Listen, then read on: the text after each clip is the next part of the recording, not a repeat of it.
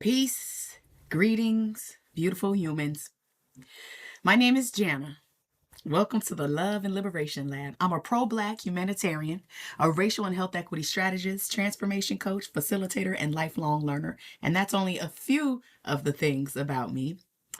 And this, the Love-Lib-Lab, is where love is a practice and liberation is the purpose. This, for me, is an experimental container for my contributions on how to live and learn and lead outside of limiting lines that we're all socialized into, that require us to diminish ourselves and leave ourselves behind. This is a space for exploration, education, expression, reflection, creativity, healing, truth-telling, and mind expansion. Now, if the truth hurts, take a chill pill or Advil because Jana's always going to keep it real, just as a disclaimer. This is where I get to bring my full self and where I hope that you feel invited to bring your full self too. I started the lab because through my lived experience and with more than 25 years rooted in wisdom that has been poured into me from community practice in public health in Durham, North Carolina, where I spent most of my career, I've been led on this relentless path of speaking truth to power and advocating for racial justice and health equity, community support, and systems transformation. A lot of that is very personal. I got into public health because I've always felt like health was a justice issue for Black folks. I went to school for exercise science because I wanted to help be a part of change. I wanted to help us exercise, move more, eat better. And I became kind of obsessed with like healthy living, and it didn't quite translate to my friends and family, but I love living healthy and well. And I realized that I was very privileged in that. And working at a health department in a community position where you are on the front lines as a health educator and you get to have individual one-on-ones with people and listen to their stories. Listening is learning and learning is love. And I felt really blessed and lucky to be working in my purpose, literally my whole career. It's kind of more from fitness and health and wellness, but to me, it's all the same because my internalized fat phobia was definitely attached to my internalized racism and other oppressions. Now, so with that being said, my career, I've always done work that mattered and was meaningful to me deeply. It was deeply mattered. And I know that that's a gift. I know everyone doesn't experience that. And I want to acknowledge that. But my work focused on Black health disparities has been very important to me, and acknowledging and understanding the political and historical context behind the root causes, which I think public health and other systems have really failed to truly acknowledge. And in these systems that I've worked in, I often, because of that, have felt undervalued. My wisdom is over-policed. My audacity to be authentic was treated as if it was a bad thing, and my truth telling and my contributions and gifts were treated as a threat, unfortunately. And that's been a consistent experience throughout my entire career. I never chose entrepreneurship. It wasn't some strategic, thought about, well planned out thing. I became self-employed by necessity after leaving 2 jobs back to back that did not honor my wholeness and my humanity. So in many ways, entrepreneurship chose me. And as I approach 5 years of being self-employed, I still have no desire to build a business or brand. Although I will say in the last 6 months, thinking about branding and creativity and how creative you can be with how you want to brand, that has been exciting and healing for me because it allows me to tap into the skills that I have naturally and that I've developed throughout my career. But at the end of the day, I really just want to build a better world, and I want to do it collectively with other people who believe we can do better and be better. And I know y'all are out there.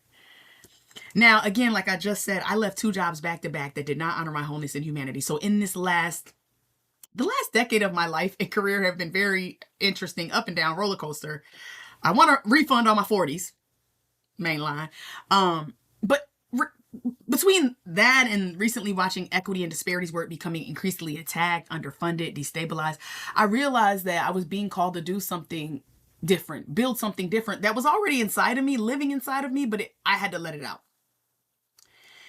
Same contributions, different container. Same movement, different method. Because if I'm being honest right now, I'm moving into beyond 18 months of looking for steady employment and income. It has been devastating, demoralizing, dehumanizing. It has been the worst experience of my life and career.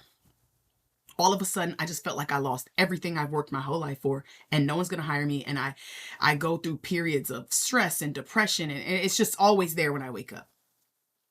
So the Love and Liberation Lab is this place where I'm going to put my love and liberation. It's not just a platform. It's for my purpose and my creativity and my analysis, which is very deep. And some people don't understand it. I'm an educator. That's what I do. And my love for Black people, for humans, could intermingle and represent the multiplicities of who I am. This place is the Love and Liberation Lab. I call it a lab because I can't claim to know everything. I can't pretend I have all the answers. I am always learning, always wise, every day. But a lab is a place where we experiment, where we ask deeper and better questions, where we test ideas and we observe and reflect and revise and try again. A lab is a place where transformation becomes practice and our practices transform us. And for me, practice is rooted deeply in love and liberation. There's really no other way. Because without love, there's no revolution. And revolution, to me, just means deep transformation, deep change. Now, I've coined my recursive approach to living, learning, and leading outside the lines with love and liberation as my fullest and freest self after my own personal transformation journey over the past decade. Rooted, resisting, revolutionary. Now, I did write a piece in my blog about how this came to be. How it went from a tagline to a t-shirt to the title of many talks that I've done. And now it's a full-blown leadership development approach. Now, rooted means coming home to who we are, where we come from, who we are accountable to, grounding ourselves in our values and the things that matter to all of us. Resisting means unapologetically naming harm, disrupting oppression, questioning power, and refusing to shrink and diminish ourselves in any shape, form, or fashion to fit inside systems that were never designed for us to be free. And revolutionary, as I just said, simply means it's transforming. We're imagining and building new ways of being that we haven't seen. We're relating and learning and leading and living with understanding that we currently reside in the inherited imaginations of others. You see, I believe our full selves, not those little bits and pieces we bring to work because we're not allowed to bring our whole full selves. Our full selves are our freest selves. And our free selves are our best selves. And rooted, resisting, revolutionary is how we get free, individually and collectively, from the inside out. Always a both and, never an either or binary. Here at the lab, you'll find my reflections, storytelling, teaching, conversations, maybe creative projects I share, and other offerings that connect my public health background, my love for public health, racial justice, liberated leadership, Black liberation, community, and everyday practices that are the protest. I want to also say that I'm not here to perform for an algorithm. I'm not a content creator. I mean, maybe I am low-key, but first and foremost, I'm an educator. I'm a seasoned facilitator and I'm a consciousness elevator. And I'm not doing this for likes. I'm doing it for love and liberation. I'm doing it for freedom, not for follows. I'm here to move in my purpose and to share what I've learned. It is a responsibility and a duty for me to tell the truth with love and to build with other beautiful humans who know that another world is possible, but we have to practice our way there. And practice is not about perfection. It's about progress that leads us to permanent change. And we know that's possible because we've seen it. So welcome to the Love and Liberation Lab, a place where love is practice, liberation is the purpose, and your wholeness and humanity are always welcome here. Stay tuned. Get free. Peace.